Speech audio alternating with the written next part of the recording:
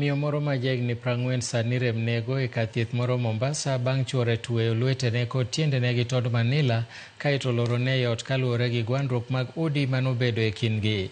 Miyo nowacho ni chuore chal ni noketone kwiri e pi olemo manomiye momadho kaeto pache nolal. Jagono yangore ni nolal gi nyithinde 3 bang' fwenyo ni nodonjne e doho kodwa ni giwere kendo gitiek keny margi. Joja oko nigi ler kowuok Mombasa. En kar thieth moro mar ji giwegi e kaunti ma Mombasa. Kae ne wayudo ka rem nego Yusra Mbarak man jadak ma Kisauni kaluwore gi ratiche mokoni ne orochi gi chuore ma gisedak godo e thuolo mar higni 12. Ywaruok kopimona ne ochakore e kindgi bang' kane odhi e doho oro kwayo mar dwaro ni giwere gi chuoreno kaluwore gi gwandruok mag udi mokoni osebedo ka dhi nyime e kindgi e thuolo malach. Basi kuna dai talaka, ilikuwa hataki kuniacha. Kuna ugomvi tu wa kifamilia baina mimi na yeye.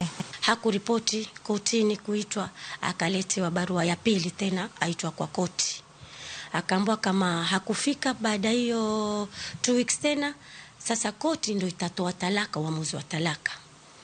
Sasa hapo alipoletewa barua pili, usiku wake ndio akamfanya dadangu kitendo hiko cha unyama.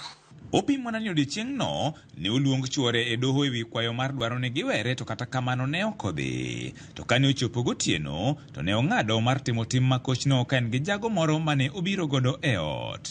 Akanileta kwa nyuma, akanifunga kamba kwa nguvu. Akamwambia ule mwenzake mfunge kamba kwa maguu. Akanifunga kamba kwa maguu. Akachukua ile tambara, akajaribu kupiga kelele kama hapo maybe kama saa 8 hivi za usiku. Nikajaribu kupiga kelele, akachukua tambara la ile mtandio akanitatilia kwa mdomo. Akachukua na sellotape akanitatilia kwa mdomo. The patient akija alikuwa hawezi kutumia mkono wake wa kulia.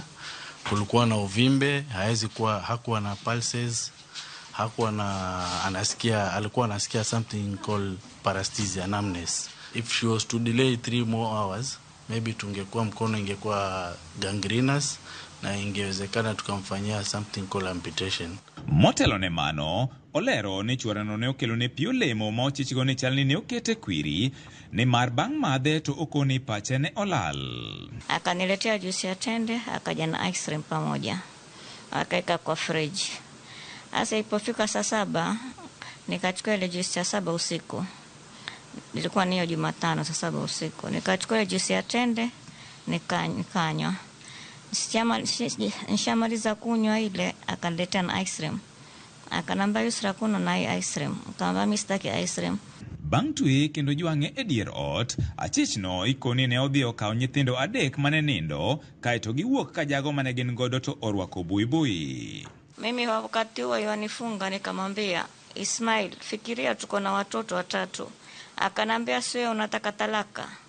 Talaka ndio imekufikisha hapa. Yule alokuja naye alimvisha buibui na ninja. Sasa wale walioko chini jirani wakaona ni mama na baba. Na sisi kwenda kuvunja walishangaa, akaona sisi tuamtoa dada yetu kwa ile nyumba.